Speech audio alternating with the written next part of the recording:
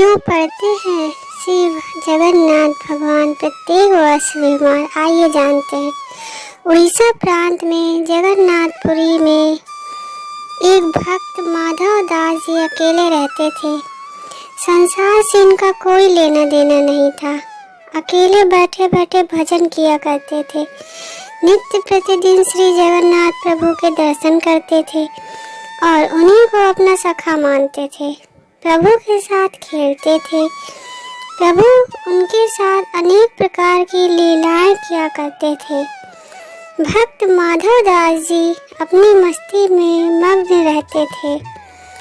एक बार माधव दास जी को अतिसार उल्टी दस्त का रोग हो गया। वह इतने दुर्बल हो गए कि उठ बैठ तक नहीं सकते थे। पर जब तक बना वे अपना कार्य स्वयं करते रहे और सेवा किसी की लेते भी नहीं थे।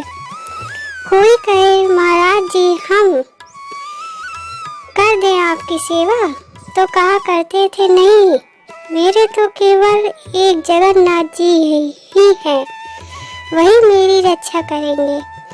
ऐसी दशा के कारण उनका रोग और बढ़ता चला गया। वो उठने बैठने में भी असमर्थ हो गए। तब श्री जगन्नाथ जी स्वयं सेवक बनकर उनके घर पहुँचे और माधव दास जी को कहा कि हम आपकी सेवा कर दें महाराज। अपने प्रिय भक्तों के लिए प्रभु क्या क्या नहीं करते, क्योंकि उनका इतना रोग बढ़ गया था कि उन्हें पता भी नहीं चलता था कि कब मल मूत्र त्याग देते थे। वस्त्र और शरीर खराब हो जाता था। उनके शरीर से दुर्गंध आने लगती थी। उन वस्त्रों को भगवान श्री जगन्नाथ जी अपने हाथों से साफ करते थे। उनके पूरे शरीर को साफ करते थे, उनको स्वच्छ करते थे। इतनी सेवा कोई अपना भी नहीं कर सकता जितनी सेवा श्री जगन्नाथ भगवान ने अपने भक्त माधव दास जी की है। जब माधव दास जी को सुधा होश आया तब उन्होंने तत्काल पहचान लिया कि यह तो मेरे प्रभु ही हैं। एक दिन तो श्री माधव दास जी ने पूछ लिया, प्रभु आप तो त्रिभुवन के स्वामी हो, आप मेरी सेवा कर रहे हो। आप चाहते तो मेरा ये रोग भी तो दूर कर सकते थे। रोग दूर कर देते तो ये सेवा ही नहीं करनी पड़ती। इस पर ठाकुर जी ने कहा, देखो माधव, मुझसे भक्तों का कष्ट नहीं सहा जाता, इसी कारण तुम्हारी सेवा मैंने स्वयं की। जो प्रारब्ध कर्म होता है उसे तो भोगना ही पड़ता है। अगर आप उसको काटोगे नहीं तो इस जन्म में नहीं, पर उसको भोगने के लिए फिर आपको अगला जन्म लेना पड़ेगा। और मैं नहीं चाहता कि मेरे भक्त को फिर से प्रारब्ध कर्म के कारण अगला जन्म दुख भोगने के लिए लेना पड़े। इसलिए मैंने स्वयं तुम्हारी सेवा की। लेकिन अगर फिर भी तुम कह रहे हो तो भक्त की बात भी नहीं टाल सकता। भक्तों के सहायक बनकर प्रभु उनको प्रारब्ध के दुखों से कष्टों से सहज ही पार कर देते हैं। अब तुम्हारे प्रारब्ध में ये 15 दिन का रोग और बचा है, इसलिए 15 दिन का रोग तू मुझे दे दे।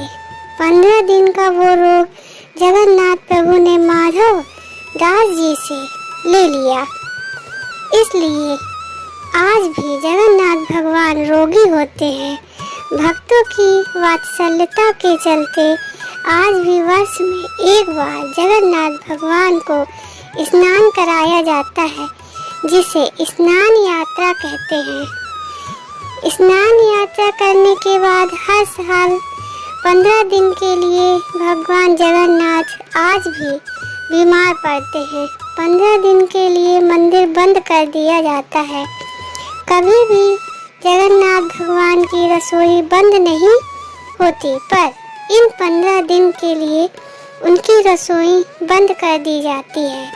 भगवान को 56 भोग नहीं खिलाया जाता।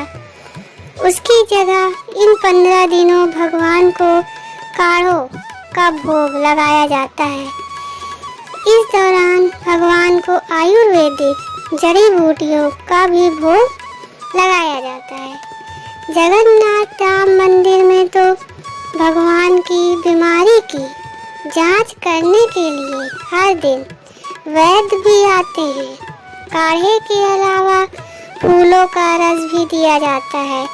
वहीं रोज शीतल लेप भी लगाया जाता है। बीमारी के दौरान उन्हें फूलों का रस, छेने का भोग लगाया जाता है और रात में सोने से पहले मीठा दूध अर्पित किया जाता है। भगवान जगन्नाथ बीमार हो गए हैं और अब 15 दिनों तक आराम करेंगे। आराम के लिए 15 दिन तक मंदिरों के पट भी बंद कर दिए जाते हैं और उनकी सेवा की जाती है ताकि वे जल्दी ठीक हो जाएं। जिस दिन वे पूरी तरह से ठीक होते हैं उस दिन जगन्नाथ यात्रा निकलती है, जिसके दर्शन हेतु असंख्य भक्त उमड़ते हैं। जय श्री जगन्नाथ।